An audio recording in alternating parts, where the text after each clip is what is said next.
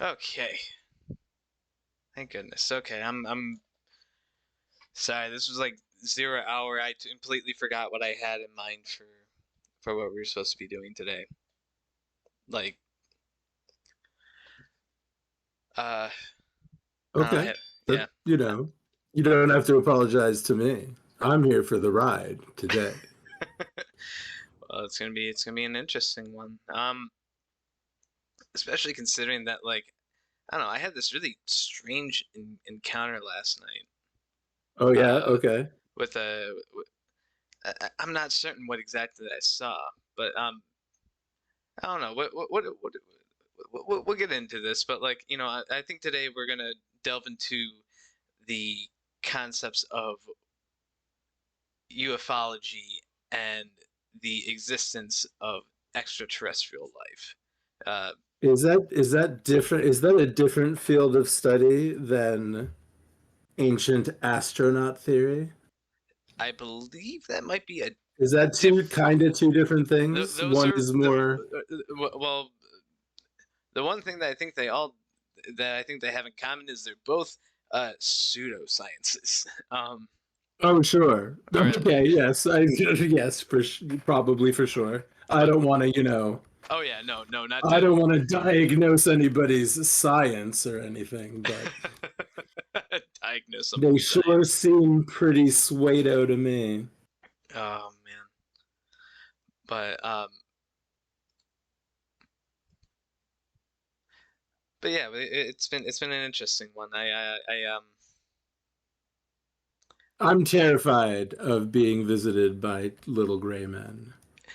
you know what? Imagine looking out into the dark front yard I think and there are little gray men. I witnessed something similar. Last Just night or I believe so, but I'm not entirely okay. certain. They were I wouldn't necessarily call them gray. They were kind of humanoid looking, but I couldn't necessarily tell what they were. And mind Out you, in the yard. and mind you, I just gotten home from the Southwest. I've been taking peyote for seven days. Oh, that definitely affects whether or not you see visitors in the yard. Yeah, I got a I'm question starting. for you. I Here got an you answer for go. you. Oh, okay. I didn't mean to interrupt if you were about to. Oh no, I was just gonna say I have an Okay. answer if you have a question. All right. The question is how many babies in the yard at night until you don't go out there? Like if you see a baby, you probably go out and get the baby or at least look around and say, "Who is there someone there's a baby crawling through the yard, right?" How At what yeah. point how many babies do you not go out at all or maybe start boarding up the house? Is if there are 5 babies in the yard and yeah, and I So, guess there's another question after. so are you essentially asking how many babies does it take for me to go into the yard? Like how How many babies until it gets scary to you to until see it's them? um How many babies I is would too say many to be in the if yard there in a is like group? a legitimate flock of babies in the backyard, I Yeah, think is when like 10. I would say like a baker's dozen, I would get unsettled, like extremely unsettled. I think even one baby in just appearing out of nowhere in my backyard would petrify Right. me. I did say one. I said if I saw a baby in the We'll yard, start I with would, one, but like I'm just yeah. thinking about like a whole plethora of babies just coming in. What's up, Blessed? One in the What if the yard, I'm out. babies, yeah, one, right. Okay. Yeah. But what if the babies are standing on 2 legs and looking at the house? Fuck no, Then, dude. then, They're then standing. is They're it not. super, is it That's zero? not supposed to be happening. I mean, baby, they're like, I mean, the baby might be a year old, a year and a half, right? I mean, it's in a diaper, but That Tommy Pickles can stand up. yeah, So it but it might, doesn't make but I Tommy mean, but Pickles they, any less unsettling. right. If Tommy Pickles is in the yard, if I'm many shitting my Tommy pants, Pickles whether the is, adult yeah. version or the baby version. Fuck that. No. I want to tell you a story. Do you know who Perry Grip is? I don't believe I do. But what I will say, what we can go right into that as soon as we Okay. hit Yeah. some tunes, because Let's do it it. is Let's in do it. time Spin it. time All to right. jam it. Welcome in, everybody. Here we go. I blessed.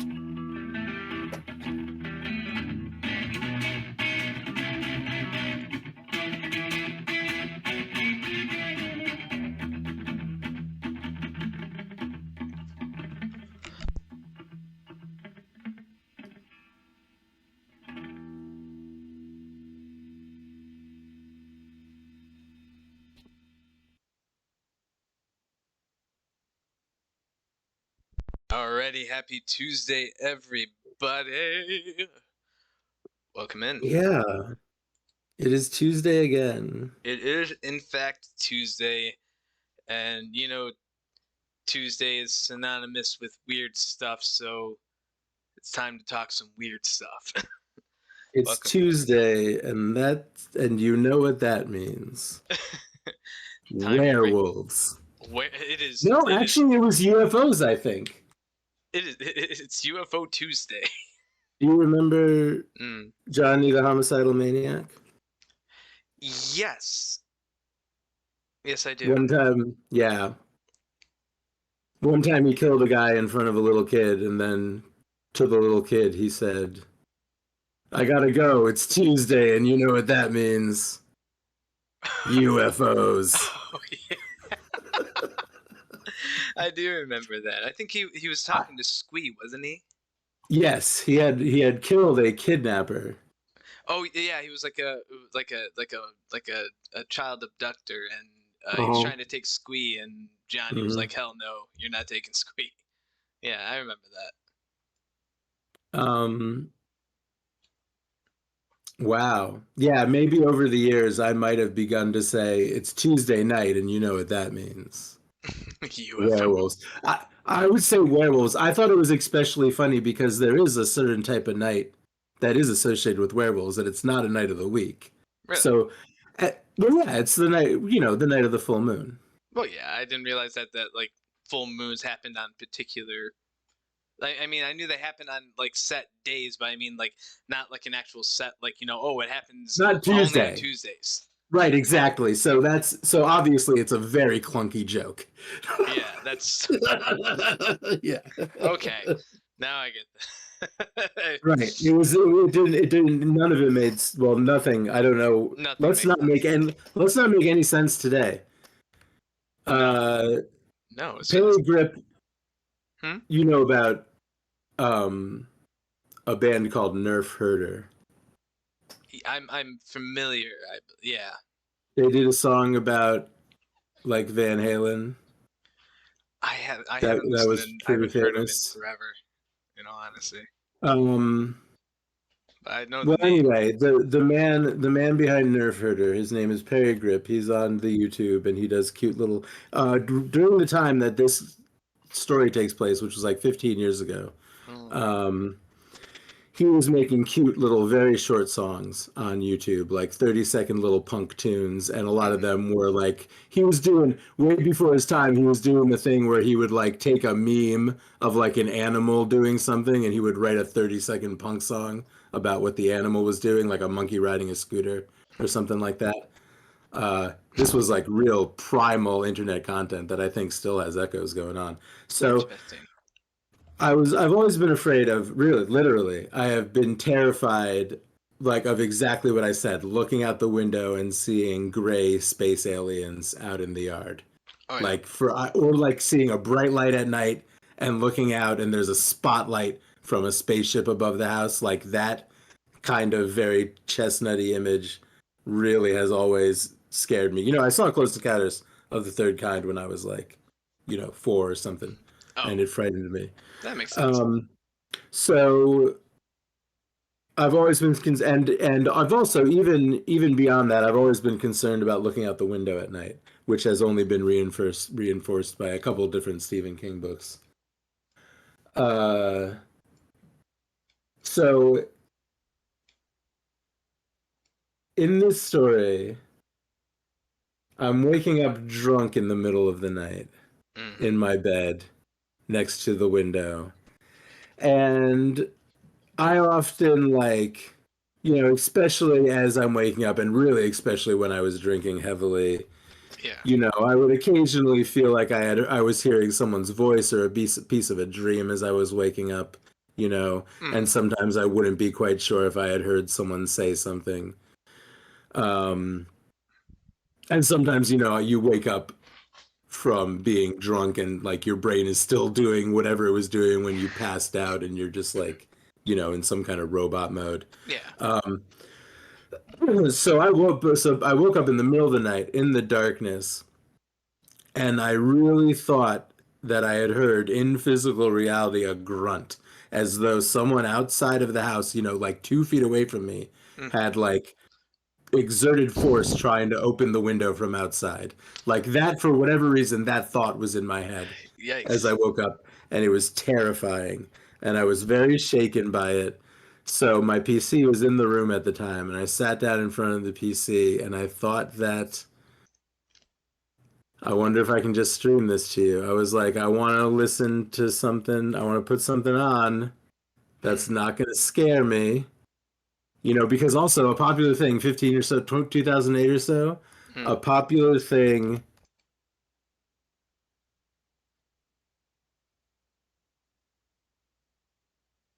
A popular thing also on the internet on YouTube in 2008 would be to Mm. like uh have a video where a ghost pops out, right? Something scary. I'm trying to Oh find the yeah. one that I ended up watching by Perry Grip. Yeah, one of those jump scare videos. Right. Okay, I'm gonna stream this to you if I can find the action. So this is the video. So I'm there, and yeah, I really am worried that aliens or like a drunk man or something is trying to come in through my window, and I sit down. I need to chill out, and so and I'm subscribed to Perry Grip. I'm a fan of this guy. I unsubscribed after hearing this song that night. How do I share my screen? Here we go. All right, hopefully you will be able to hear. This is so I was like, let's listen to something and Oh. calm down and not think about the man outside the window. Of course, an We have cable. advertisement. Oh. Uncable yourself with Frontier Oh, Fiber Internet. advertisement. Turning Oh setbacks my God. Wait, into shifting bounce to another backs. dimension. Science did that.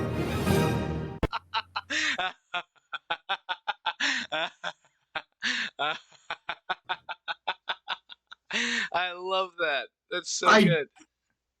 I still I died. My heart stopped for several seconds, There's a and it man still does. outside the window.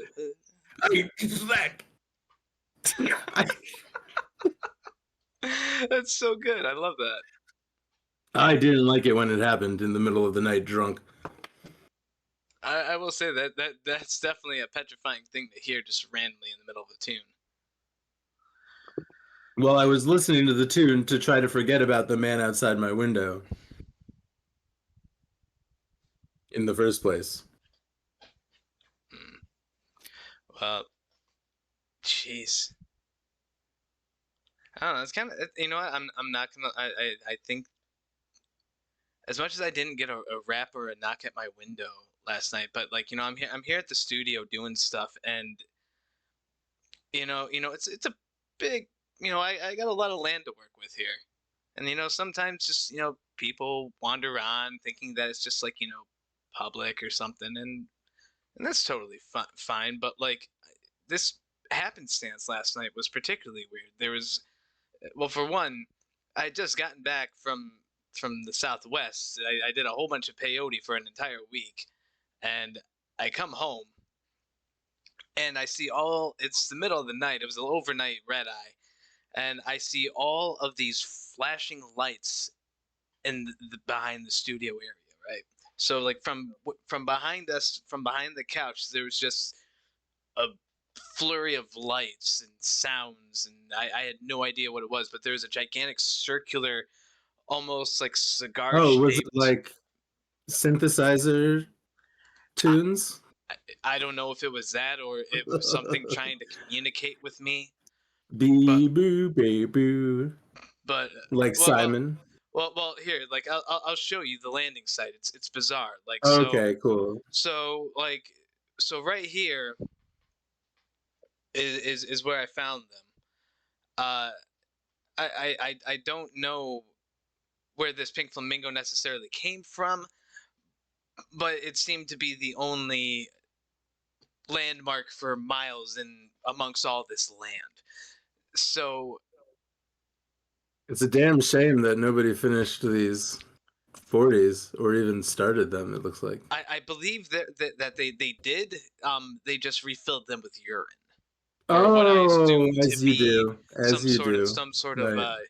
uh, uh, uh, expulsion of liquid wastes Mm-hmm. that these Mm-hmm. beings do. Um, but they proceeded to give me uh, some of this refreshment, and to which I then learned it was some sort of refuse. Uh, Some sort of refuse. refuse. Um, but yeah, it was only then that when I had taken a sip from it that I learned that. They had also told me that they had come to share their knowledge. As I'd asked them, aliens, what brings you to our planets? And after they had fed me what I believed to be their urine, they proceeded to tell me that they had come bearing gifts of the cosmos and the secrets of the universe. But first, I would have to, for one, give them a Google Play card, as well as give them my phone number. Oh, yeah. Okay, yeah, I know about those guys. Yeah, so I went out and I got the Google Play cards and everything else. And then, Okay. like, would you believe it though? The very next night, I got a phone call from the aliens. So this is last night now? uh, because I think the story started last night and now we're at the very next night, which is later on tonight. Is that... Did you time travel?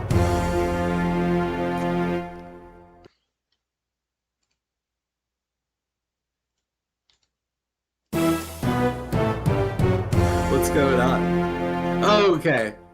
All right, yes. It had to happen. Yeah.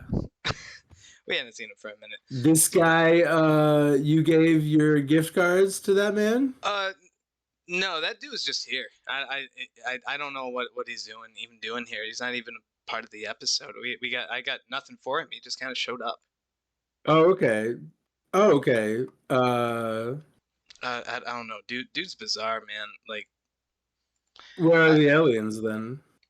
well, the aliens have long left. But I did get a couple of phone calls. To which, their universal knowledge. Yes. I didn't think was very interesting. Well, first of all, I wanted to make sure that I actually hired. I actually went to a um a police sketch artist and described these Okay. aliens to them because nobody was believing me, and I had to have somebody like put this down on paper. So I had asked this very highly skilled sketch artist to do this rendition of the aliens for me, and this is what they gave me. Um, I don't know if they're fucking with me or or if this is their actual attempt, because if so, it's You pretty did. darn lifelike. It's pretty darn lifelike, I gotta say. Is that basically what you described? I believe that's basically what I saw.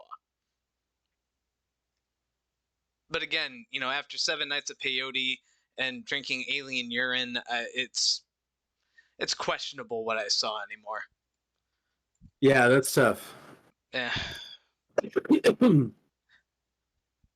But what is under a lot of scrutiny and question in these times, though, is the existence of aliens. As we know today, the U.S. Senate is actually trying to work out a bipartisan measure that would release the files of the UFO sightings and investigations that the U.S. government has done over the years. And these Basically, are UFOs from other planets? presumably. Not weather balloons. Not it could potentially be weather balloons. They were. It's basically they're using the same the information releases that and legal measures that they had used to release all of the John F. Kennedy assassination information. Oh yeah, what They happened with basically that? they released the information and apparently Lee Harvey Oswald is a crack shot with a shitty gun. Yeah, that's it. What about Zapruder? That I don't know about actually. I'm not familiar with that part of the conspiracy. Zapruder's the guy that took the video. Not it was a film. He's the guy that had the film camera of Kennedy getting capped, He was on of getting unalived. Well, capped. famous United States history moment in United States history. JFK gets unalived. Welcome to the weird AI algorithm future. But JFK got unalived back in November, and yeah, it was just a no grassy knoll, just a wacko. I mean, sometimes it's just a wacko. Sometimes it's just a wacko. Sometimes it's just a wacko. Yeah. But yeah, apparently Chuck Schumer is leading the charge on this whole UFO thing. And what's Who's that? He's a U.S. senator. And he's like a fairly high ranking US. What? The super villain. well, in a sense, he's trying to make sure that this stuff is actually released. But again, what do you think his criminal motive is? What do you think, Chuck? Well, I think the reality is that he's probably a reptilian, and he's going to release the info on the UFO stuff to get everybody looking up instead of down. Ah, okay, yeah. That's how they're getting you. You think he's concerned about the Hollow Earth guys, probably? Well, he's a member of the Hollow Earth. He's a reptilian. I mean, let's Hollow Earth. Is this? Are we talking about David Icke, or are we talking about general reptilian lore? I think David Icke. Didn't David Icke say that they came from the center of the Earth? The reptilians? Or? I don't know. I do not know. I've watched some interesting stuff about it, but I don't know. I guess I know that there's people in the Hollow Earth, and I know that there's reptilians controlling our history and government who might originally be from another planet, but I don't know about.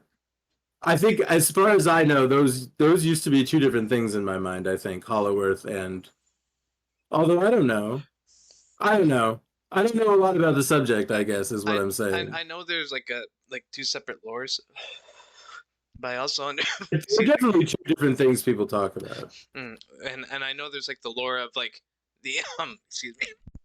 Yeah, please take a moment. Do you need a drink? No, I know there's the hack it out. Okay, I know there's the lore that the Hollow Earth is supposed to hold like a race of like superhuman beings. I know that's one. That's one lore. I think that's like the initial lore of the Hollow Earth, and then there's like super technology. Yeah. Atlantean stuff. The Atlanteans. Yeah. And then there's the David Icke reptilians. Which is what we know as like, the beings that like, live amongst us, but the reality is they shed their skin. They're really reptile people. Yeah, they take their skin off and they lie down on a flat, warm rock at night. They're human. They smell the air by sticking their tongues out. Yeah. But and then I think there's like, again, what I think you're right that there's like a third sect where it's like kind of a combining of the two lores. I'm sure that people that are talking about who's in the Hollow Earth are probably mentioning lizard men as a possibility, along with drow and giant spiders and dragons and stuff. Right, and I mean, like, and we've covered a lot of like, well, as it pertains to like lores of like faiths and things like that. We've covered a lot of those, especially as it pertains to like UFO cults. And I guess we'll kind of start off with how much do you remember about Heaven's Gate? A little bit. The guy cut his dick off or something. Well, he He cut castrated everyone himself. Yes. else's off. Oh no, himself. He castrated himself as well as a handful of Everyone. well, not everybody in the cult was castrated. Everyone he could get to. Well, quick side note about that. The reason why was because so they had like a doctor amongst the cult. Yeah. And they were like, they were only they weren't like they were like a ear, nose, and throat doctor. They weren't a surgeon, but they basically said that they could do the surgery, and they ended up having to take somebody to the hospital because this particular doctor failed so horribly at the surgery. And then then there's another time that there was a veterinarian amongst them that said that they could do the surgery, and then I had to get somebody else sent to the hospital. And so many people were getting hurt doing the castration thing that the leader was like, "Okay, let's stop with the castrations." And then he eventually like rescinded it. All right, it's not really worth it. We don't really need We don't really need. And then later down the line, it was like, "Oh, there's chemical ways to do this." So we'll just and do he was that. like, "Oh, about that." Did they do that too? They did that instead. Acid dissolves your balls. I believe there's like uh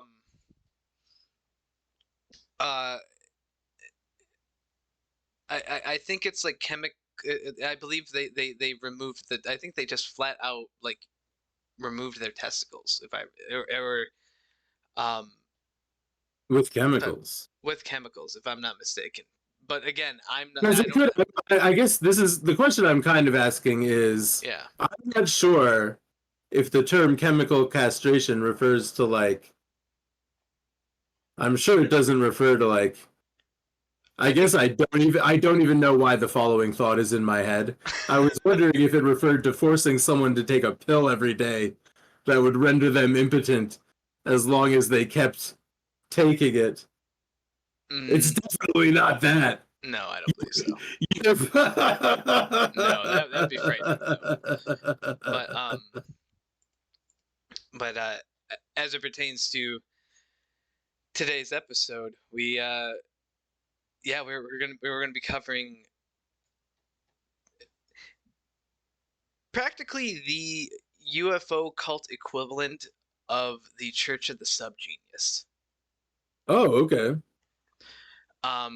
We're going to be covering what was believed to be a extraterrestrial phenomenon, where a group of extraterrestrials contacted people and used people as surrogate secretaries to send their message to scholars as well as Amazing. people. Okay. These people are called the Ummo. Sounds like some ARG.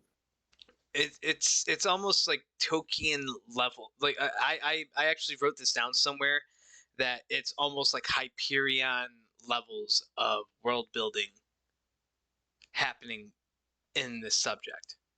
There's a lot happening.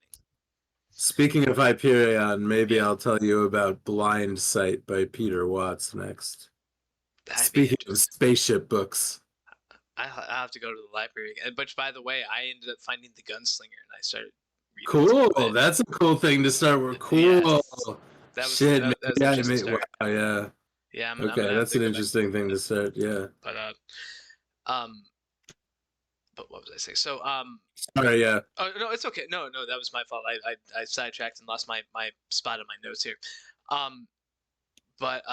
Yeah. So it basically starts sometime around 1966. Around 20 ufologists and scientists, researchers, as well as lawyers and a small smattering of like CEOs and white collar business people received these letters. And well, actually, even before that, it starts off with a sighting of a UFO phenomenon in the middle of a field by this guy. This dude is Jose Luis Jordan Pena. So so sometime around 1966, so mind you, he's a if I'm not mistaken, I believe he's a engineer, and he just one day happens upon seeing a gigantic light in the sky. He tells all of his friends, and he begins telling the story about his sighting. And it's shortly after the sighting that Pena goes out and says, like, I'm starting to really believe that there's a possibility that there's an alien phenomenon happening here. And then it's around that time, too, that a bunch of letters are starting to make their way to the rounds of all these different, higher up people. And it's within these letters that contain random correspondence from what is considered to be a extraterrestrial being. Okay. Most of them are named with a 3-letter code name and then a number. So it's like DIE 6 or DIE some odd thing. And again, like their societal, they begin basically explaining their society, their nature. They explain that that the Earth has been watched by these people called the Ummites. Okay. And they came from about like 14.6 light years away from Earth in a sector known as Wolf 424, which apparently is a real like space sector thing. It's not like made up. Interesting. I happen to know about something that happened at Wolf 359. Oh God, what was that? The Borg. Yeah. Yes. Yeah, that's right. Lucius of Borg Yes. fucked the Federation and killed Benjamin Sisko's wife. Maybe not at Wolf 359. Maybe though. That might have been what happened to her. Benjamin Sisko hates Picard because of Wolf 359. I mean, 359. Yeah. I wouldn't blame him. That's a rough sell for that poor guy. Yeah, really. Yeah, Picard. Yeah, people forget that Picard fucked up. Like he. I mean, Lucius was heavy duty. He wasn't there to fuck around. But people do not like the memory of Lucius. No. But so the Ummites basically claim in an assortment of letters that were basically eventually compiled. It was said that the Ummites said they had found Earth after a Norwegian ship in the late 1930s was trying to use high frequencies for experiments in communications between other ships. From their point in the universe, it took them 14 years to basically get to us and investigate the set signal. To which they said that they landed in France in 1950, or excuse me, they landed in Spain in 1950. They posed as human beings, and this is only according to one account of these like kind of alien journeys through like random letters and pamphlets. It's almost like Dracula, but with aliens. Okay. It's just a retelling of these people's lives through these letters and correspondence to these random A-list people. Yeah. A novel or a story that is told in this way through correspondence is epistolary. An epistolary tale. An epistolary novel. Yes. I did not know that. Fun word for the There day. There you go. Epistolary, yeah, with an E. It is told in a very epistolary style. Yes. There you go. But and what's really funny to me is that, well, for one, all of these letters that were sent out, they all have, I don't know if you noticed this strange symbol kind of occurring often in these letters. So that symbol, the word H. The weird looking H with the plus sign in the middle. So that is actually the chemical symbol for Uranus. Ah, Mm. like from Sailor Moon. Mm-hmm. Yes, like Sailor Moon or the Greek mythology, what have you. Yes. Uh, Or or you know, if you look at if you really take a look at the sort of clenched and strident nature of the lines in this symbol, it does somewhat look like your anus. yes. It is, and that's something I'm going to bring up a little bit later because Okay, your anus joke. I feel there's a Uranus joke Joke. in Yeah. this, and we will get to that.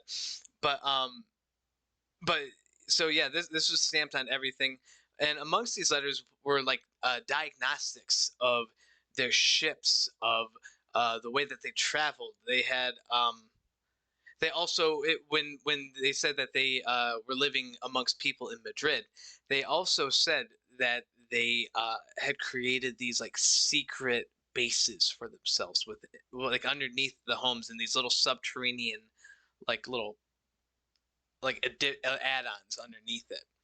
Uh, Okay. I heard one person basically explain it that it was equated to like Invader Zim Okay.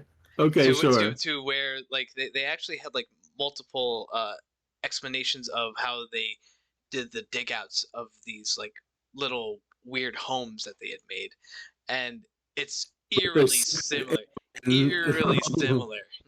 um, Secret alien hangouts with the dogs and zipper costumes. mm-hmm, indeed. Uh,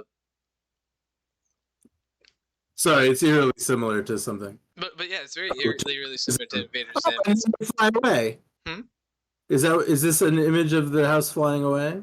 This is an image of the of how they established the homestead with the subterranean thing, the subterranean like Okay. things that they wanted to put underneath. Oh, it looks like it can vaporize the studio if it needs to, if they remain secret or something. I don't know.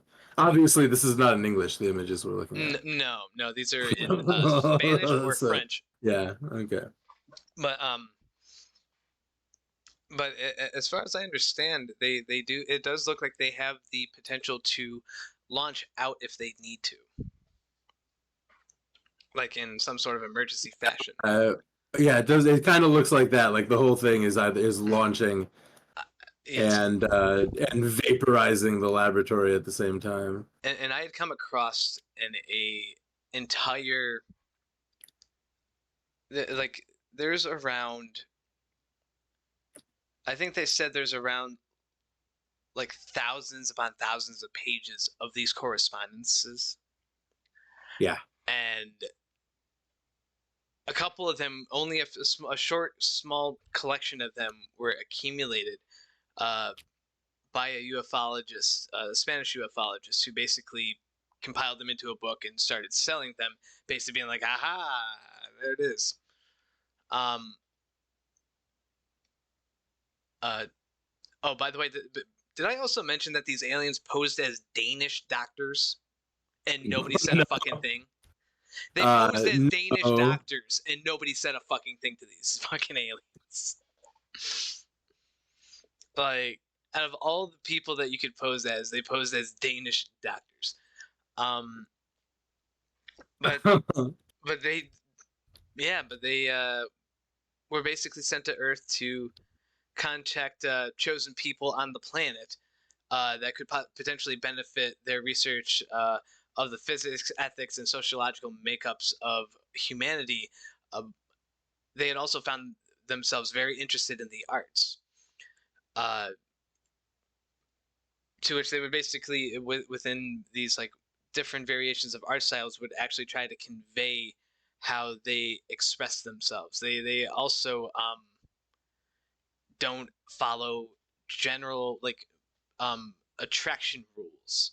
like what when we as human beings for the most part have like a very visual or interpersonal means of finding attraction, the Umites, the way that they find attractive mates is they check um, radiation heat signatures, Of and course. also their Some smell, esoteric thing. Ah. which is kind of interesting. Um, so throughout the years, they continue sending all of these very interesting, intricate uh, drawings and explanations of their society.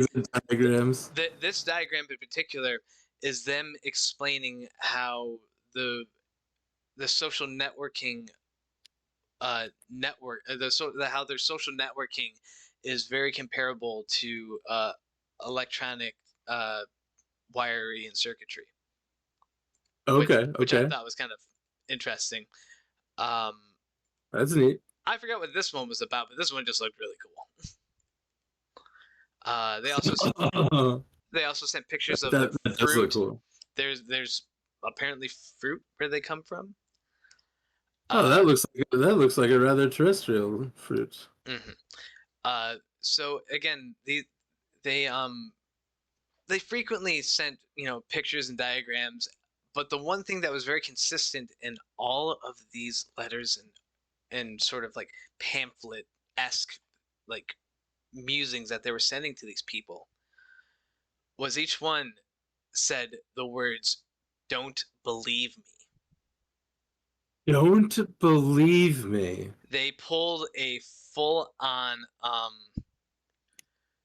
oh god, Orson Welles, and said at the very start, "Don't believe a word I say." Is that what he said? There was a movie Well, that Wells did back in the day called F is for Fake. so you're not even talking about the War of the Worlds thing that No, happened. there was a documentary. It was like a pseudo documentary that Orson Welles did about Pablo Picasso just before he died. Oh, that's interesting. Okay. Yeah, and he basically starts off the movie by saying everything that I'm about to tell you is a lie. And he proceeds to tell this elaborate story about Pablo Picasso, and it's very believable and romanticized and everything else. And at the end of it, he goes, "Well, just remember, everything that I just told you was in fact a lie." Huh. And it was I haven't seen it in a long time, but I just remember that being like the big like a big fulcrum of the whole thing. That was like the whole support of this whole film, was that he started off by telling everybody that he was lying. And much in the same manner, the I think it's just, I don't know if it's as a means of kind of negating responsibility if something is misrepresented while they're stating it, while the Umites are like dictating these things to these people. But as far as they're concerned, they continually say, "I do not believe a word that I'm telling you." So they continue sending these letters. Another really interesting thing that they also found a means of designing a device that creates electromagnetic pulses that negates shockwaves, which was fairly fascinating to me. Okay. Because they also talked about DNA sequencing way before anybody was actually doing any real research into DNA into DNA in general. So these aliens, wherever they were very well ahead of their time. And as much as some of the stuff when it was like researched by scientists, when they were reading through these, they were saying it was basically like scientific like mumbo jumbo. It was like, Sure. Yeah, yeah, yeah, yeah. I gotta connect the flux capacitor to the Weeple Wobble. Techno babble. Yes, techno babble. Correct. It's just pure techno babble. So the Umates claimed that the Another very funny story that I found interesting was one of the first prints that they had happened upon was a copy of a French newspaper called Le Figaro that was covered in fecal matter as it was used as toilet tissue. Oh, So, if you haven't already figured this out, this is there's something inherently wrong with the way that these aliens are representing themselves. They're a little too aloof and a little too comedic to be it's a trying little silly, right? Yeah. to trying to understand what humanity is about. Right. And speaking of what humanity is about, you know who this guy is?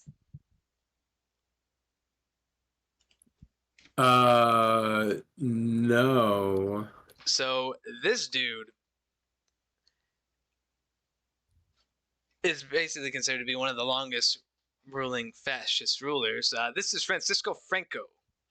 Okay. He is the former military dictator ruler of Spain.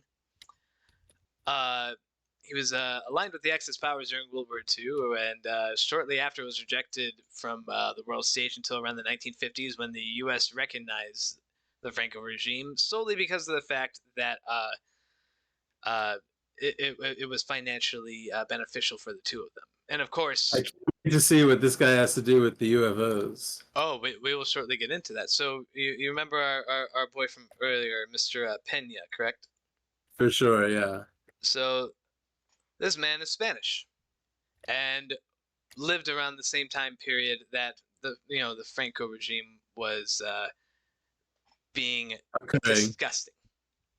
Okay. So Jose here was not necessarily a very big fan of Franco and what he was doing. And it was a very politically charged time in like the 1960s. There was a lot of like backlash from communists and left-leaning collectives and groups that were trying to vie to get some power, as well as to just basically topple down this regime.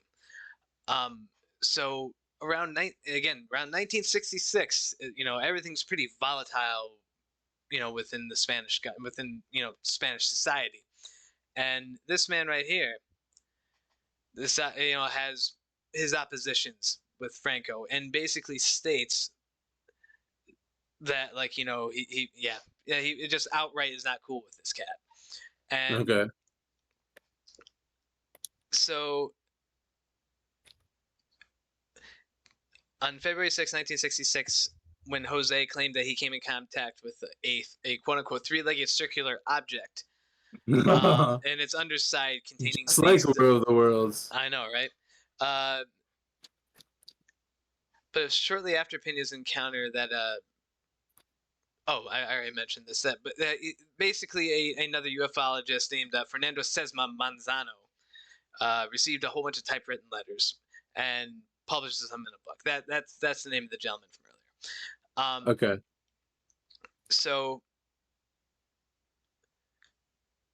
it's within this time period that he, again, does all the political activism and what have you, and it's shortly after Franco's regime topples in 1975. Let me get the right thing up here.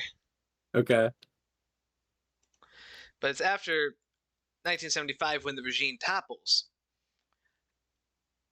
that, well, actually, for one, 1970.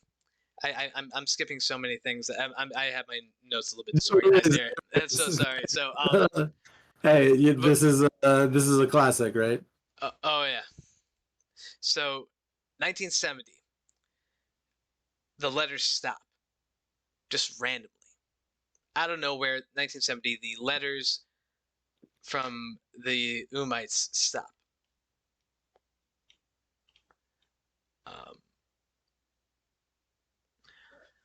And they don't resume again until 1987. And from 1987 until 1993, they continue. It is around 1995 that our boy from earlier, Mr. Pena. Okay. Mr. Pena in 1995. Mr. Pena in 1995 states that he created the whole hoax himself. He created the Okay. entire Umman mythos. Okay. He states that he wanted to do it as a sort of calling out of the absurdity of the ufology field and its lack of basis in science. There we go. Yeah, and so he basically comes up with this whole story of like, oh, I came into contact with a UFO, and it's much in the same way that that I Libertine happened. It just so like okay, everybody, who's in on this hoax, go to your local bookstore and ask for a copy of I Right. Libertine. That's Yep. basically what happened here. Is this sort of like this sort of controlled, chaotic social paranoia. Yeah. Okay. Yeah. Well, almost like a contained explosion of paranoia, and he stated that he created the whole hoax to test the theories of belief systems, and he also had a very interesting quote about paranoia that I really, really liked. There is nothing wrong with paranoia as long as it's pursued with vigor and a sense of humor. The problem with most people is they are not prepared enough. They are naive enough to believe they are on their own side. Be paranoid about your paranoia. Wow. Okay. Yeah. So the other interesting thing is that, again, because Pena was Spanish, he was also, very much under the light of the fascist regime.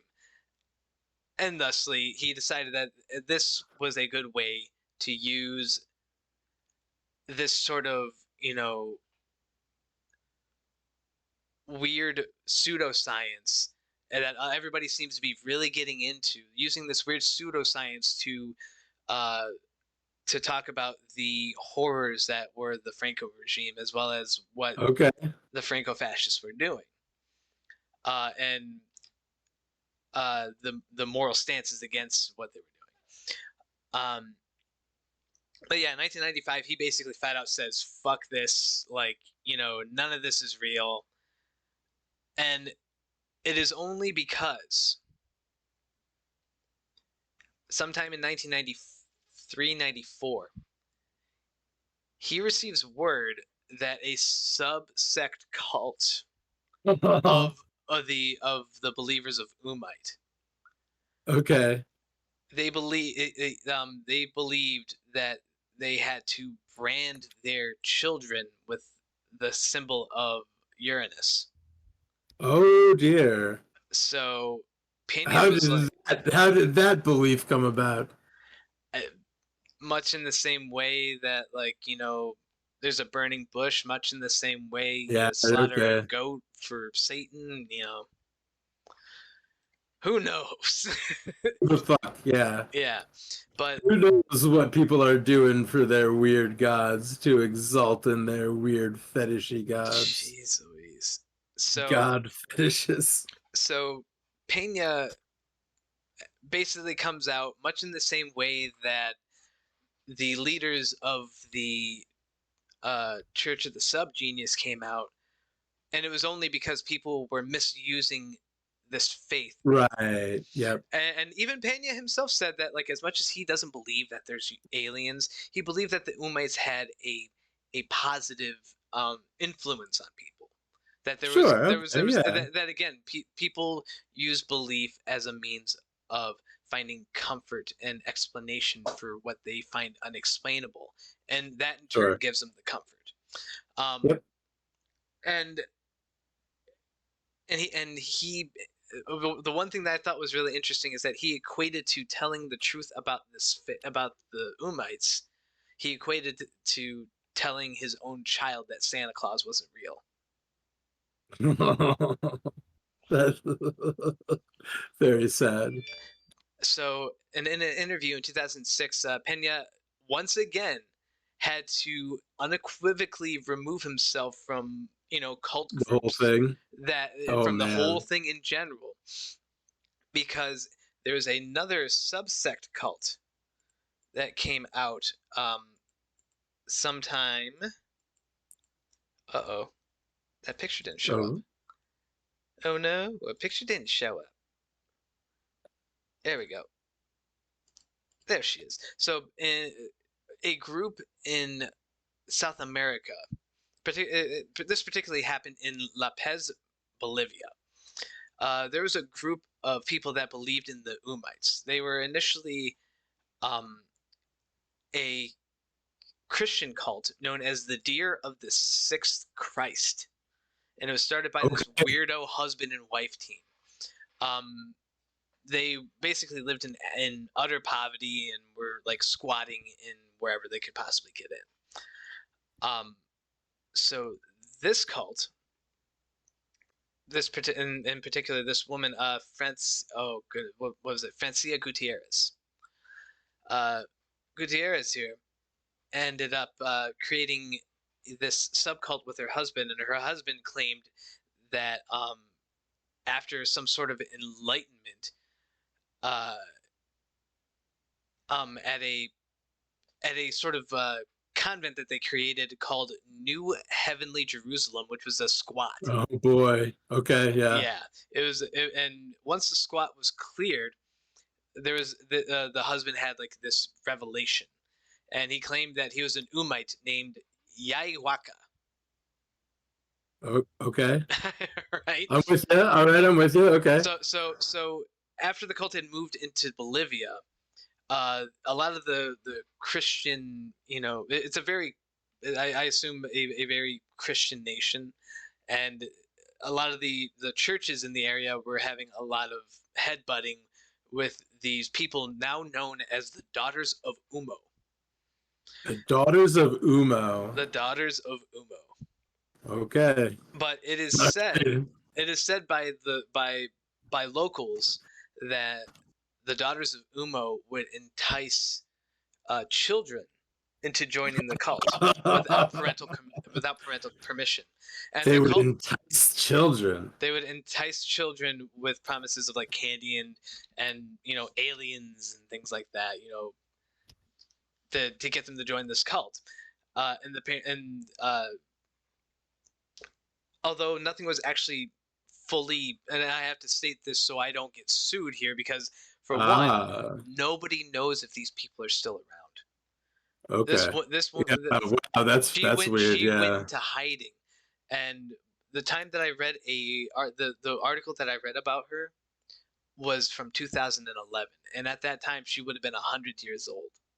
Ooh. So there's a possibility that to live to 110, but it's very, very, very fucking slim. Yeah. But Yeah. that's for Yeah, one. For but two, again, yeah. who knows where people are and what they're doing? But for two, um, the most recent finding of this cult's internet footprint was in like 2015 in a Facebook group, and they've since gone, quiet. So nobody knows if this group still exists or not. But and then if they do, they probably do very secretively. So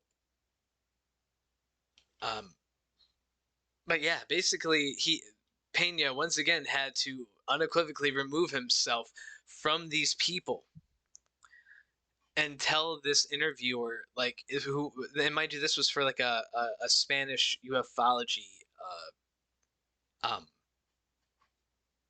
magazine. And Okay, yeah, yeah. for one, he denounced the fact that people were saying that him denouncing the Umites was because of the fact that he was part of a psyop and he was trying to cover it up. Yep. He denounced that, as well as the fact that that it was real. He basically admitted that not only was this whole thing a hoax aimed at uneducated white collar people who were Oh, throwing in a whole bunch of money into random spirituality and UFO cults. UFO stuff. Yeah, Yeah, cults. yeah.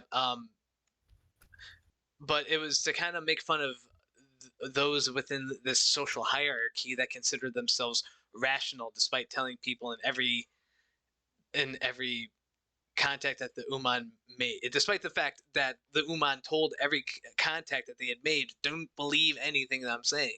Don't believe us. Yeah, yeah, yeah. Do not believe anything that I'm saying. And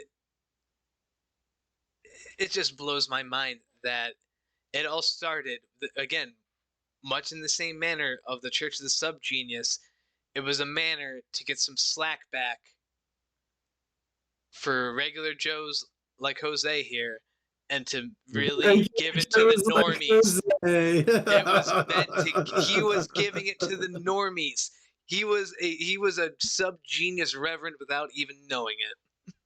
Yo, I think, yeah. How can I give it to the normies? I almost don't care anymore. Then I almost feel like the normies will believe anything these days, so why even bother? Oh man, like But I sure would like to give it to them. How could I stick it to the normies a little bit how can I stick? in my Because day-to-day life? let's stick it to the normies circa 2002. Like, jeez Louise, man. Like, just goofy stuff.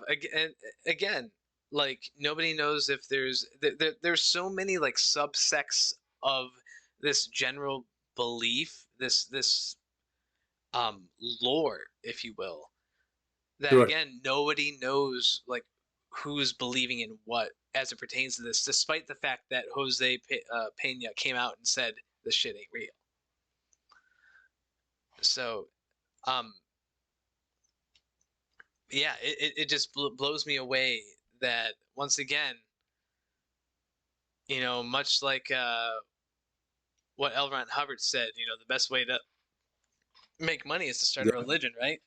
Smart guy. Mm-hmm. What an asshole. Piece of shit, man. Yeah, but yeah, that's basically the end all be all with this, with the Uman papers. They were basically a whole entire collection of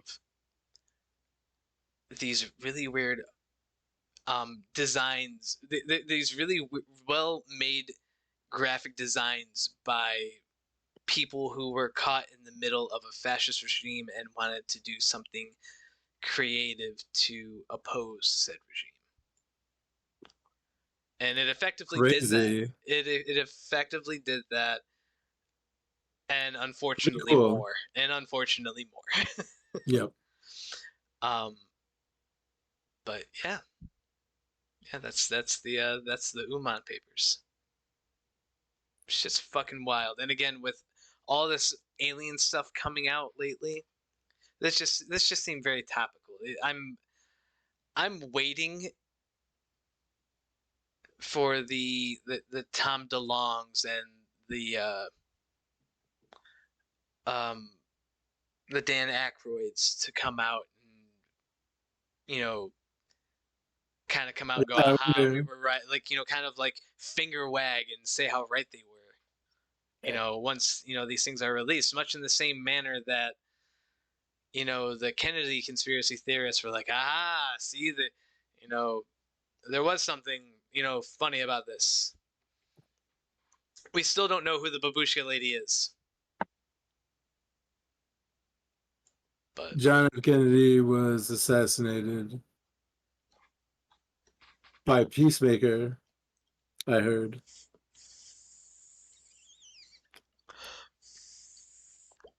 makes sense to me. Again, with how crappy Lee Harvey Oswald's marks were when he was shooting. He was bad? He was a horrible marksman. He was like the worst in his platoon when he was in the army. At least according to as to what I understand. So did his bullet do a magic? It's, is that part of the? I'm not familiar with the whole story. well, the whole story that, as far as I I understand, haven't read the Stephen King book about it. there's a Stephen King book about it. I want to read that. Oh yeah, James Franco goes back in time and prevents the Kennedy assassination. Oh, right. Yeah, I need to watch that. maybe I should just watch it. Yeah, maybe. We'll have a day. We'll have a day. As much as I don't like James, Yeah, like, maybe. despite the fact that James Franco's a creep, I really like the concept of that story.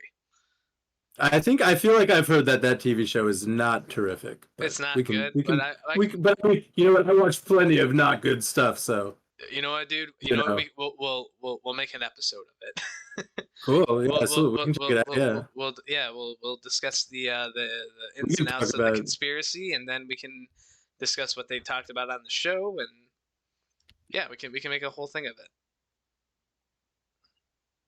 It was a big deal, huh? We can even make Baguette, the guy on the grassy knoll. Oh, that baguette guy definitely assassinates people for the U.S. government. Mm-hmm. Guaranteed. But yeah, with the Kennedy assassination, as far as I understand,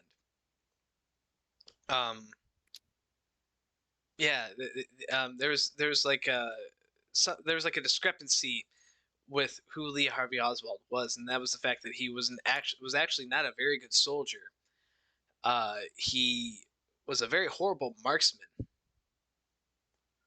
and Is that why they said he couldn't possibly? There must have been other operators on a grassy knoll. there was a whatchamacallit. There was a like a world famous marksman who was helping out these JFK conspiracy theorists. I think it was a History Channel thing. But Okay, so a very accurate source of factual information. The old yes, History Channel. yes, but Is it great that the History Channel has become one of the most doubtable it's so doubtable. places? But the thing is that they had hired, and I looked it up. There was like a world champion The marksman, Nazi Aliens Channel. the Nazi aliens channel. But there was like a world championship marksman that they had hired to do to do the shot basically from the book depository. Yeah, okay, yeah. And they put them on the put them in the book depository. Same rifle. They assumed that it wasn't very well kept, so they assumed that it wasn't clean. So they kind of kept it a little bit like they fired a couple of rounds off of it to kind of get a little mucked up, and then even the marksman, while he was sitting in that book depository looking down at the ankle, was like, you know what? I don't even think I can make this shot. I'm gonna try, but like I don't even think I can make this shot. So, but again, it could have been for the dramatic effect of it. He could have said that just because they got paid to say that. Yeah, who has any idea? Who necessarily has any idea? But what has been noted by multiple, like, it's been said, but like by multiple, like gun enthusiasts, that the type of rifle that he was using, was probably not the best rifle to use for that long of a range. It's not meant to shoot that far away. Sure, okay. But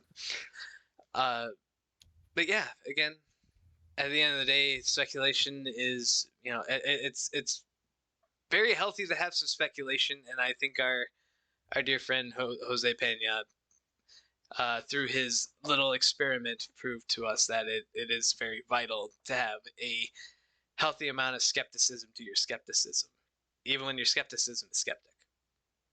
I like being upfront about it, so that if anyone says you're lying, you can be like, yes, that's like what it says right here on the title of what I'm doing. Right. Again, I'm upfront in telling you that everything that I've just told you was a lie. I used to play a little thing all the time that would say this is a work of fiction, and maybe I'll do that a little more to make sure everyone knows that my entire internet life has been a work of fiction. My entire This entire thing has been a deep state psyop. Psyop. I'm a government agent here to convince you that I'm a fucking stoned mountain man in the woods. Mm-hmm. As an example of a humanity that may still exist. It potentially I've been could still the exist. Matrix the whole time. Yeah. Yeah, none of this is real. We've known that for a while. We've known that. We've known that for quite a long time. I mean, It is known. but hey, if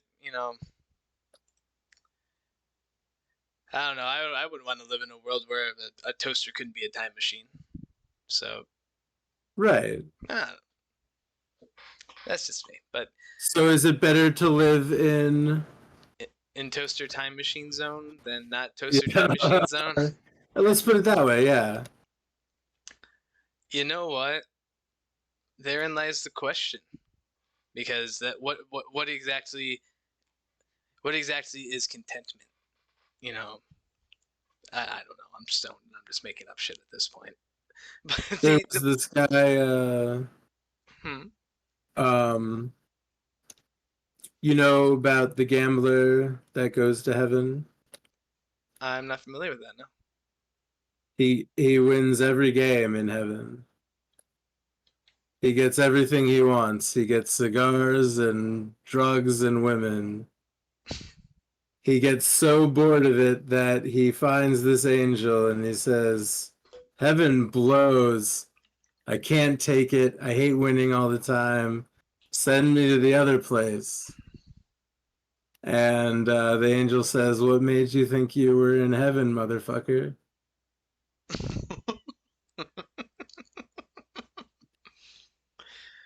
Wow.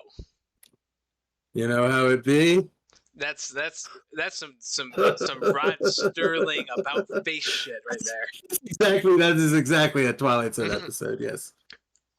I created the most horrible being of all time. It's man.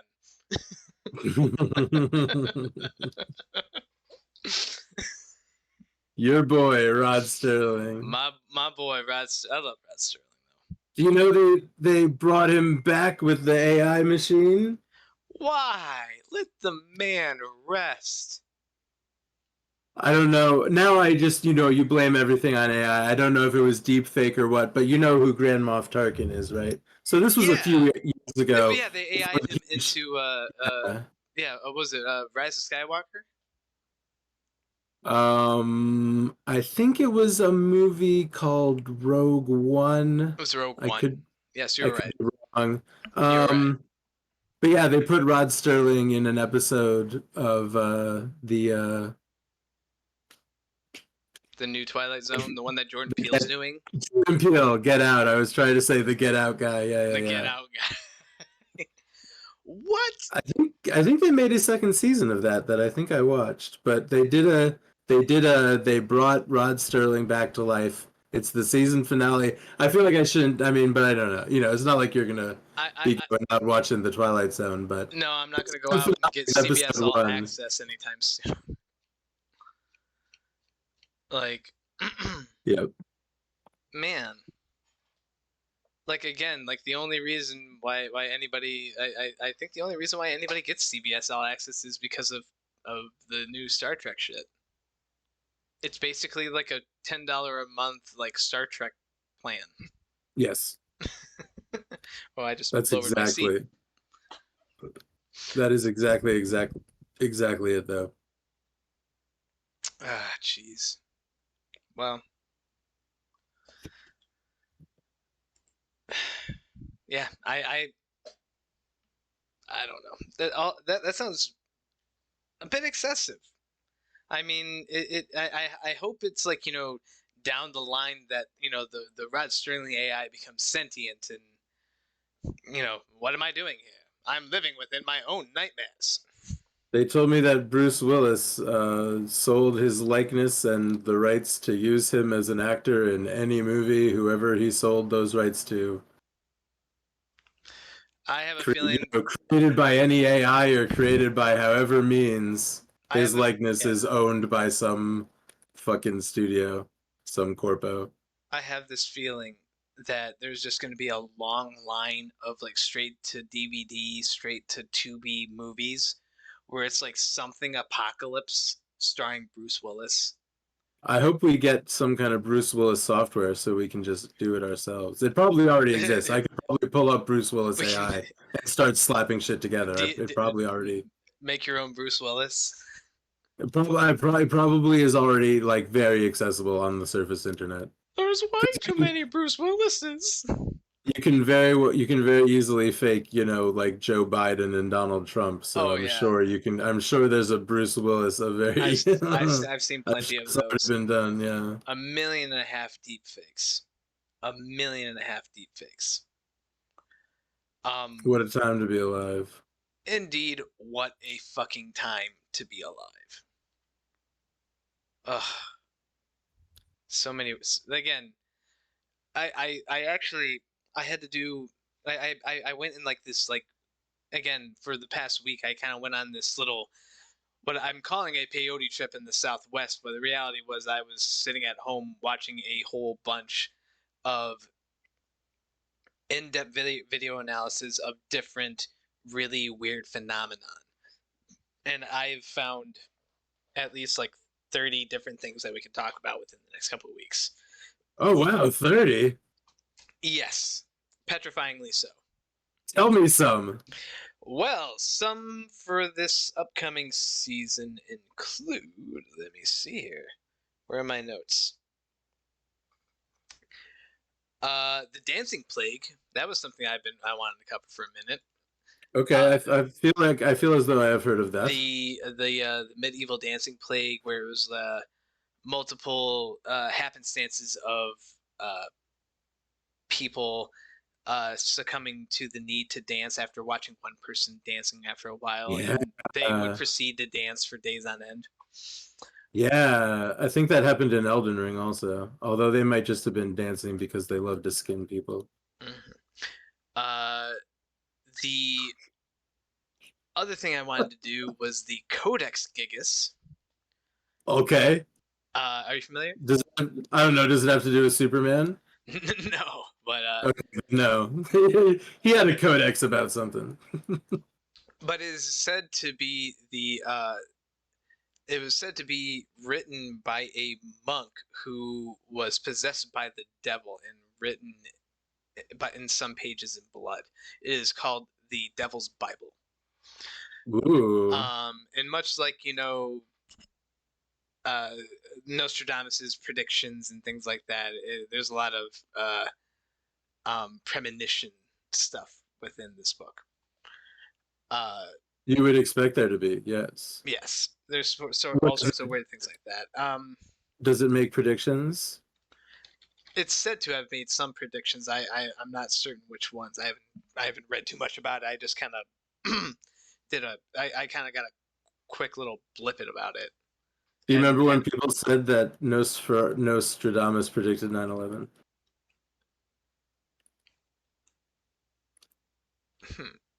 No, you don't remember? I think I've heard people saying that. Yeah. That Yeah, Nostradamus knew about 9/11. Yeah.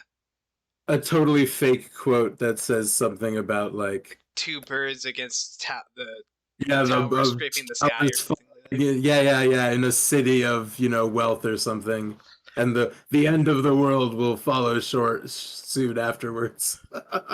And, like some asshole on the internet made that up, and like it was getting spread. That was before there was even viral bullshit. That was one of the first early internet bullshits. Nostradamus predicted 9/11. Wacky. What else have I got here? The disappearance of the Elian Moore lighthouse keepers. Whoa, okay. Are those the guys from the movie? You know what? I was thinking about that, and I'm not certain. I haven't read too much about it, but I haven't actually seen the lighthouse, the one with the the Green Goblin guy. What's his name? Yeah. Willem Dafoe. Willem Dafoe. One that was really funny is that like there was a I think it was like a Conan bit where they had found a video of Willem Dafoe when he was younger, Okay. and he had pronounced his name Dafoe. Willem Dafoe. Willem Dafoe Okay. instead of Dafoe. Sure. But I don't know. He was confronted about it, and he got a little bit flustered about it. It was kind of silly.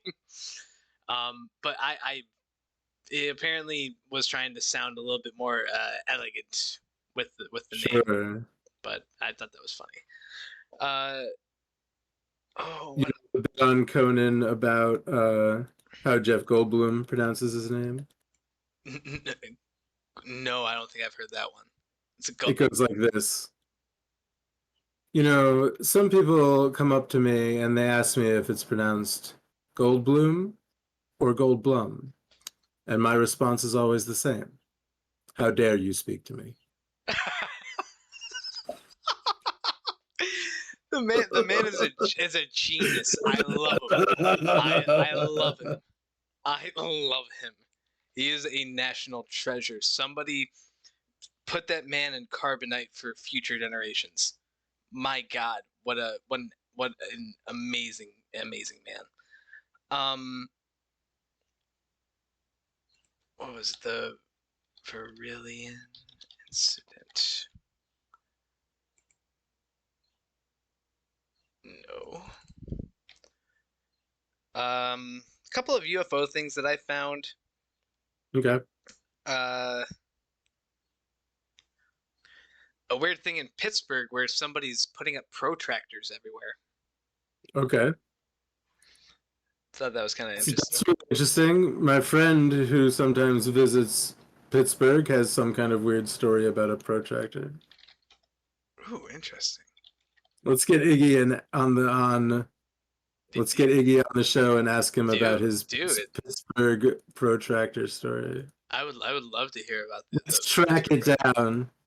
We're gonna Toynbee tile the shit out of this. We're gonna see what's up. Let's get all the clues we can out of Iggy, and then figure out. Yeah. There's something that I also found really fascinating that I wanted to cover too. Something called the dead internet theory. Oh yeah, I think that's basically what I was talking about earlier. What was I saying? Saying that I was just an actor and that I was a paid actor and this entire thing, my life has been a TV show. We're all bots. That's more or less what the dead internet is. Yeah, right? That it's all anything you see is just corporate or robot produced. And anything you put out there, probably gets seen by your friends, but it doesn't actually get published to the surface internet. And the surface internet is just 100% scripted and advertising. Oh God. Is that basically it? I'm not positive if that's basically the gist of it. Oh, so the other that is practically it. But apparently there's like deeper conspiracy about it, about how nobody's real. Again, the simulation. No, yeah, of course, yeah. And again, we are all in a simulation. Absolutely. With Scott Adams. Trans-Allegheny Asylum. It was basically a asylum where a lot of illegitimate lobotomies happened. Oh dear. So I thought that'd be a fun topic. A gentleman named Harare, who was known to have a very rare condition that he was unable to feel satisfied or full from eating. Oh God. That sounds upsetting. Think of having a never-ending, insatiable hunger. Like being a vampire. It's like being a vampire, except when you feed, you feel nothing. Oh God. Oh my God. Does he get enormous and poop giant logs? You know what? They did cover that, but I honestly don't remember. I don't know why I'm concerned about what his poop is like. It's just in the same manner that, like, people are interested in how people shit in space. It's fun. Interested in the poop part of it. I really always am. Some people have really disliked my propensity to ask about the poop portion Well, portion of the story. well, it's not like you're. Well, yeah, well, it's not like you're going up to somebody, or somebody comes up to you and goes like, hey, I got this car the other day, and then you go, well, how do you poop in it? You poop in the car. Yeah. It is relevant. It's when it comes up, and I'm like, oh my god, Hey, how is the poop handled? Like, I mean, really, in any, yeah, that's a big important question. so what do you do? So what do you do with your poop? That involves biology, yeah. Like, hey, I just had a kid. That's great. What do you do with your poop? Not about the child's poop. No, it's about your poop. What are you doing with your poop in these times? I want to learn more about you. The What are you doing with your poop in these trying times? What else was there? Oh, Mokelo Mbembe.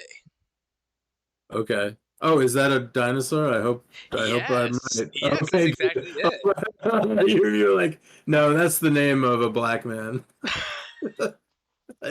I'd be embarrassed.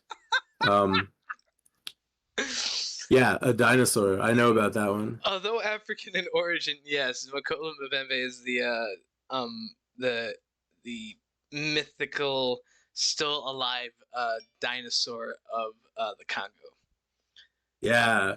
Actually, funny story. David Cho, the artist, the street artist, worked for Vice News. They went in search of Mokolo Mbembe. It's very, very interesting. I watched some of that documentary. The dude's When a was nutbag. that? Huh? When did they go searching for it? It was like late 90s, early 2000s. Might have been 2001. Wow. It was very early in Vice's existence. I remember that.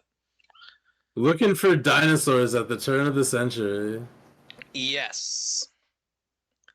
There was also the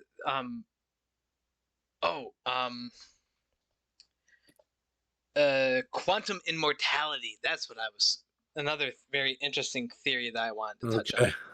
Okay, tell me about quantum immortality. Well, just a very quick explanation. It's basically the belief that because there's so many variations of universes and multiple existences, that when we pass in this body, our consciousness is basically transferred to the same being, but in another plane of existence.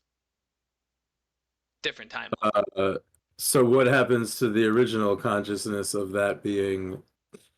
It's still within that. It's just it's just like some merge, some We are always all things, but just at the moment we have to see through the prism of these fleshy bodies and focus on this one corporeal reality during the time we spend in this fleshy coil of simulated life.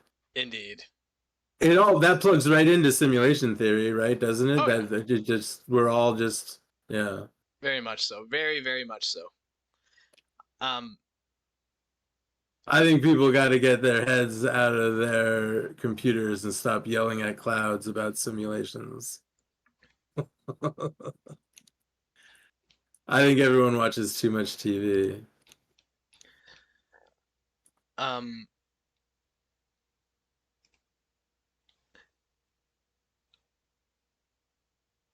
So this is something interesting. This is something interesting that I kind of wanted to delve into, but it's really complicated. Are you familiar with the term shibboleth? Shibboleth? No, I don't think so. Shibboleth. Shibboleth. It almost sounds like a word I should know about. It is a custom or tradition, usually a choice of phrasing or even a single word that distinguishes one group from another. It's basically self-identifying passwords or signaling loyalty or affinity, or protecting from perceived threats. There was an example given in the thing that I was watching about this, and I completely forgot what it was. I forgot exactly what the example was when it came to explaining what a shibboleth was, but there was something really fascinating about. Again, I love sociology, and I really love like, oh, hey, what's up, Wolf? Welcome in. I really like Yeah, what's sociology. going on? Oh, it's going, it's going. We're talking about what we're going to be covering in the next couple weeks. We're going to be talking about really weird stuff. Right now we're talking about shibboleths, which are basically uh, means of like pronouncing things, like bagel versus bagel. I believe it would be Oh, okay. one thing. I believe potentially. Um, Sociological meaning referring to any in-group word or phrase that can distinguish members from outsiders. Um, Broader sense mean jargon or proper use of which identifies speakers as member of a particular group or subculture. So yeah, it's basically like in-group psychological dynamics. It's very weird, very weird, interesting stuff. And I know there was something in particular that they talked about that I really wanted to delve into with this, but we'll get to that when I do enough research to actually like speak on it. Okay. Let's see. There was oh, Chip Chan. Who Chan? Chip Chan. Chip Chan. Okay. Chipchan. So the story of Chip Chan is that she is I believe she was a Korean, or is currently, I believe she's still alive. But again, why I need to do the research on this before I report on these things. But a basic story. This woman believes that the government of her home nation basically went in and installed mind control chips in her brain, and Rain. Okay.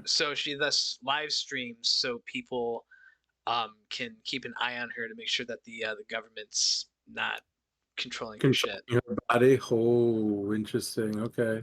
Mm. And it's been going on for a long while, and a lot of people like know she's like mentally ill and don't get her the help she needs. A lot of people are also conspiracy driven to believe her as well, which is kind of interesting. Um, but yeah, there are times where she like, I don't know if it was recently she disappeared, but there was something about her disappearing at some point. I remember that much. Okay. Chip Chan. Chip Chan, weird shit. Uh, what is this? Redlow Manor. Oh yes, and I also wanted to do a thing about Redlow Manor, which is Nah. the equivalent of it would be basically Britain's, or excuse me, the UK's equivalent of our Area 51. Oh, okay. But That's where they covered up the mm, but landings in Britain. but instead it's inside of a colonial home. Okay. I don't know. That I thought was kind of interesting. Cool. Yeah. I didn't even realize that they had something What similar to that. about British UFOs? Yeah. Oh, Did right. a bunch of burritos try to raid it one time? Hmm. Oh, there was another experiment, the Bobo doll experiment on social The learning. Bobo doll. Experiment, yes. Okay. Uh, oh yeah, okay, yeah. That's what I was thinking about. So it was basically a group of researchers took a whole bunch of children and you know had a control group where they would sit them down, and in front of these children would either interact normally with in a inflatable human representation, would um act overly nice to the human representation, or would verbally and physically beat the human representation, and The then doll? this like little blow up human doll of sorts, like a mannequin, I believe. Okay. Physically and verbally abusable inflatable doll in front of preschool age children, which led the children to later mimic the behavior of the adults by attacking the doll in the same fashion. So basically, Okay. it's like Teaching kids to abuse a doll. yeah, pretty much. Okay. I just thought it was a very weird Yeah. experiment. No, sounds good. Yeah. Let's hear about it. I mean that's basically the long and short of that. Until I do I more mean, reading on it. yeah, that's what I'm saying. I'm saying, yeah. The I Ramthus. approve it as a topic. Oh man, I think I talked about this briefly. The cult that mummified their leader. Yeah, we've talked about it a little bit. Yeah, a lady got mummified. Yes, that's the love conquers Yeah. all Yeah, cult or yeah, something yeah, like yeah, that. yeah. Whatever it is. Yeah. Something very disturbing. Yeah. Um. Oh, and also, what's really funny about the Redlow Manor thing? Apparently, there was a connection to the Ummo with that. Oh, well, that makes a lot of sense, right? Yeah, I mean, it's aliens and aliens, and makes perfect sense. Uh, what Aliens and aliens. it's aliens and alien holding cells. It makes sense. I think this was the guy, Hiro Onada. Yes, Hiro Onada was this is another dude I'm really excited to cover. A Japanese soldier during World War II who did not surrender until Oh, like the yes. 1970s Yep. because he believed that the war was happening 30 years past this point. Isolated on an island, Mm-hmm. manning his base, waiting for his orders. World War II for 30 years. Mm-hmm. Yep, he hid in the jungle. Not even a base. He was hiding in the jungle. Okay.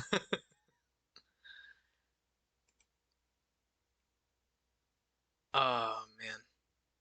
But yeah, Hiro Onada. I wanted to cover that dude. That dude's super wild.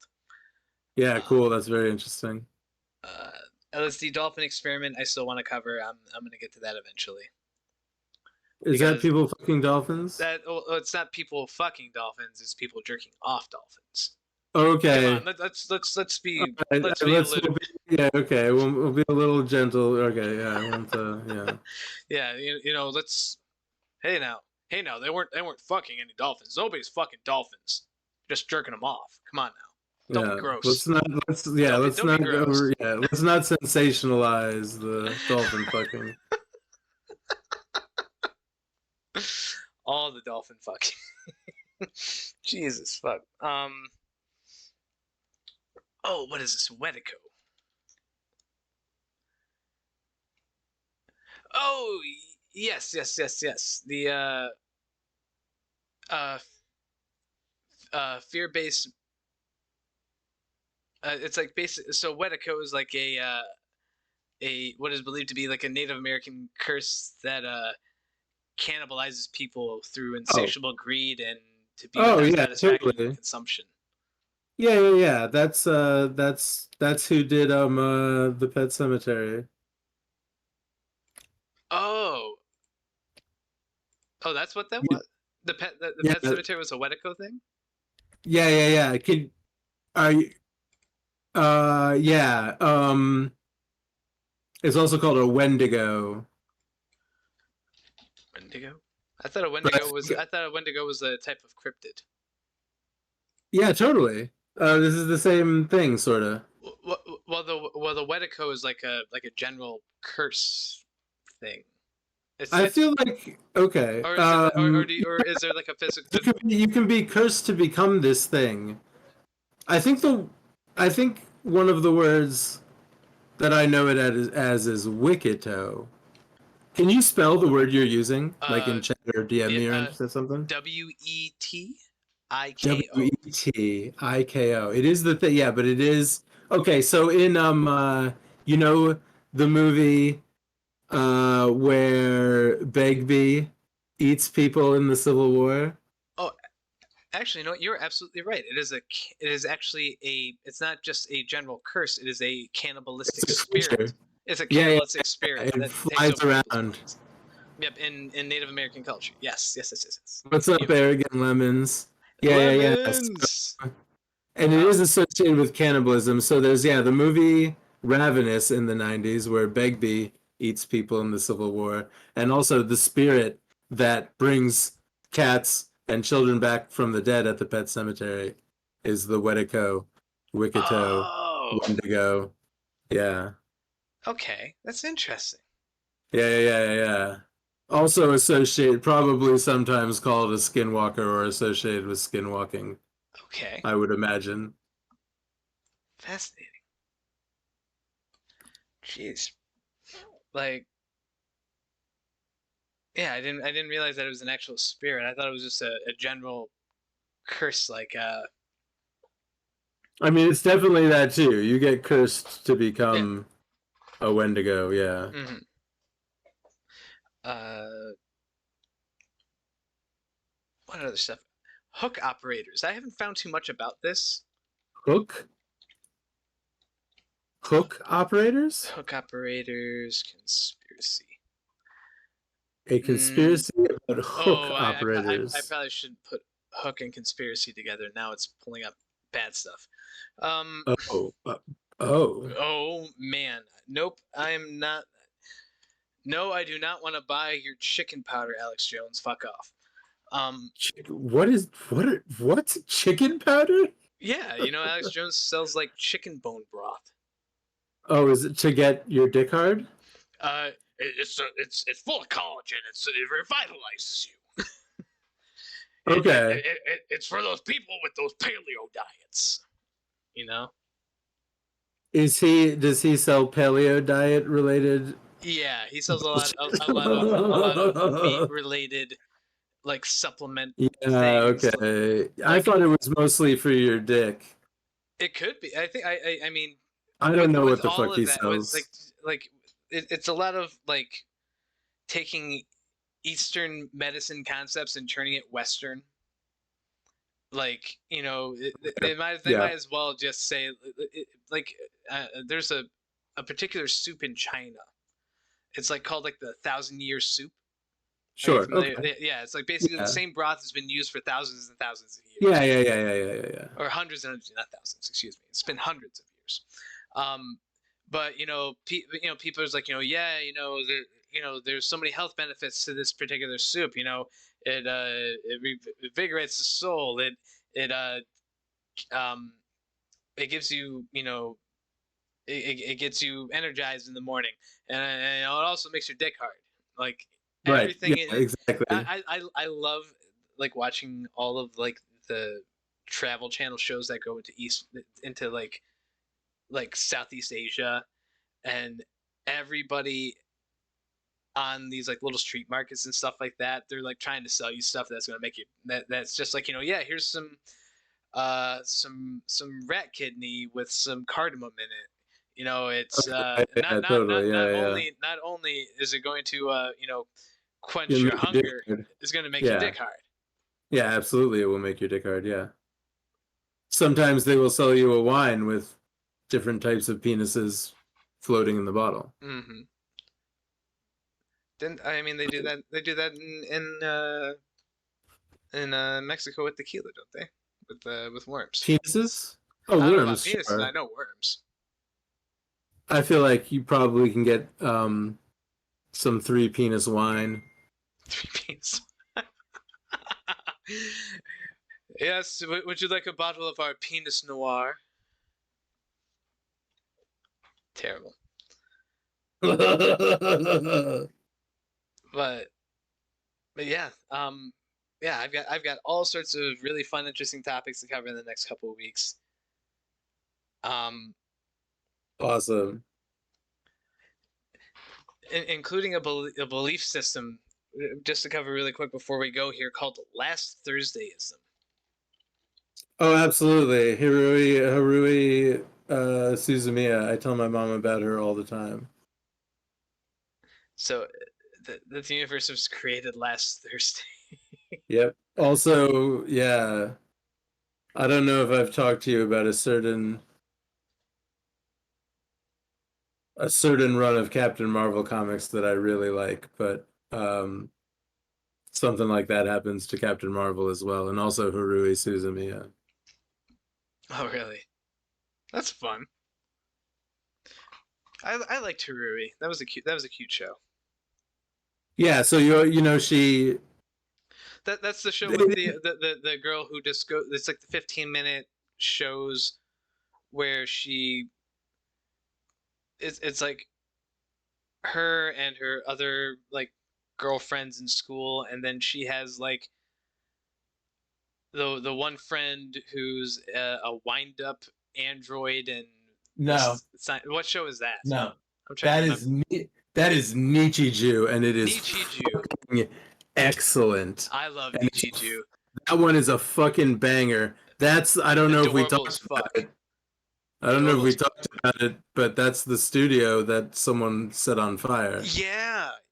They also did Talk about that, Violet yeah. Evergarden, which was also an Yeah. excellent series if you ever get a chance to watch it. Like, man, I haven't cried that hard at an anime since like Nana. I don't know if you ever saw that one. That was a really good show. It was about Well, which one? Which one? Nana. Nana. Yeah, it came out in like the mid to late 90s, if I'm not mistaken. It was a show about two women named Nana who accidentally try to rent the same apartment. They end up agreeing to live together. One's like a kind of a ditzy kind of suburbanite girl, while the other one's like this dark, broody, gothy punk rocker woman who plays in a Yeah. punk band. I have definitely not seen that. Yeah, It's an no. excellent show. Check it out. It's like it's total like I don't know what it is with me and like either like melodramatic romances or I'll even take the comedy romances when they aren't like harem based romance concepts, Yeah, sure. because then it's just all fan service at that point. But yeah, I really dig shows like that. Oh man, I had another thing I wanted to say and now I completely lost it. Oh well. But yeah, dude, this has been this is gonna be a couple of episodes of pretty interesting stuff, and including um something that I just found out recently about a place called Dublin, Wisconsin, which I think we'll be covering in the next couple weeks. Okay. That's not where the studio is located? Did you tell me something about the studio being in Wisconsin or Missouri? I don't think it's in Wisconsin, but who knows where we are. I mean, there's so much behind Okay. us. It's hard to say for sure. It's hard to say exactly where we're at. But it's said that Dublin, Wisconsin was a real town and then completely disappeared off the maps. Oh, okay. Yes, that's right. Yep, you were telling me about Tons that. of conspiracies and tons of madness to be held. Like a lot of people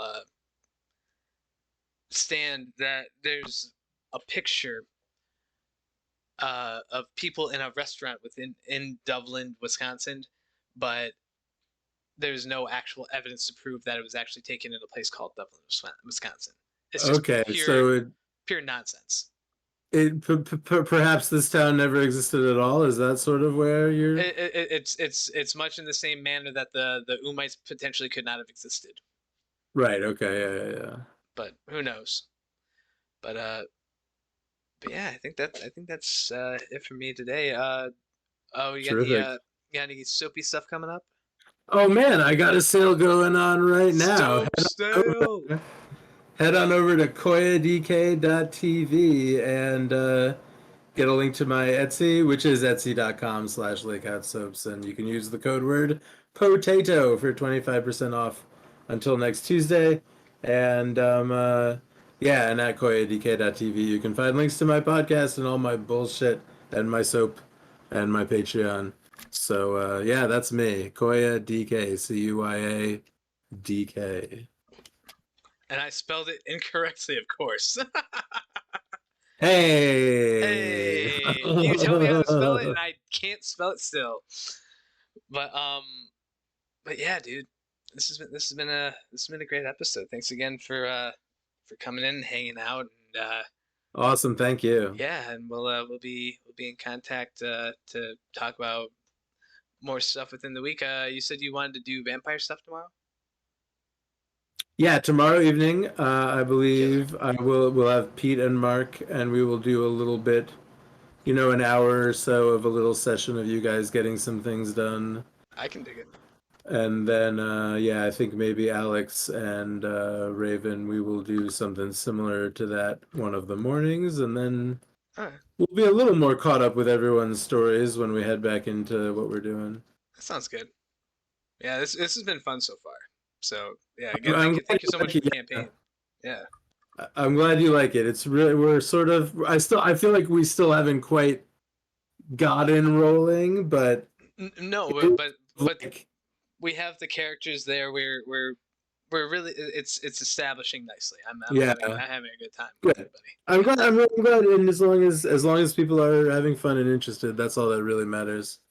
Indeed. Um, yeah, and we are sort of, I don't know, 3 hours seems like a long time to sit around playing a game, Dude, but it's hard. It's like, I spend yeah, more I'm used to- I spend more time playing a video game, so like Sure. it's not that different for me. And plus, if anything, it's probably better than sitting down and playing a video game because you're actually like actively using your brain. And maybe it's, I think it's a little bit. I personally think it's a little bit better. You're doing interpersonal discussion. You know, yeah, you're using your brain a little bit more for your imagination rather than just letting a screen portray what you're supposed to be seeing. You actually have to actively think it out, or Sure. at least that's the way that I feel about it. But No, you're right. yeah, You're right. but yeah, dude. Again, thank you again for hosting that campaign. It's been fun so far. But yeah, I think that's gonna be it for the broadcast day today, gang. Yeah. Again, Kuya, thanks so much for coming in and talking about this stuff. It's again, the shit got weird. Shit got fucking weird really, really quickly, and it didn't take much more than just people being people. People are wacky. People are wacky, especially when you give them something to believe in beyond themselves that potentially makes you brand children. Yeah. Yeah, That might have been one of the weirder parts of this whole thing today. I think that, as well as just the general fact that people don't understand when somebody tells you, yeah, don't believe me. I think you should probably heed their warning. You should probably not believe them. Indeed.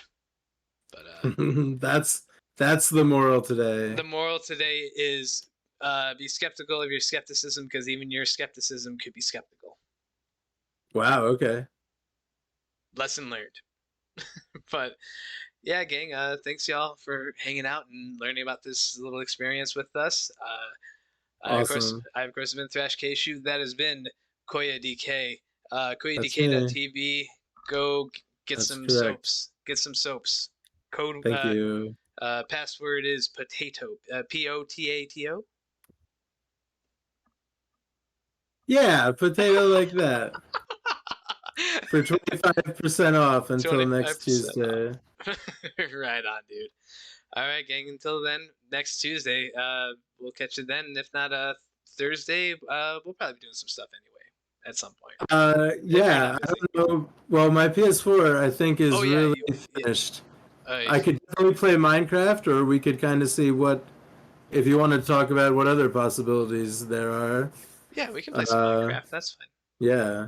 We could maybe like there's probably a Far Cry game we could play at some point.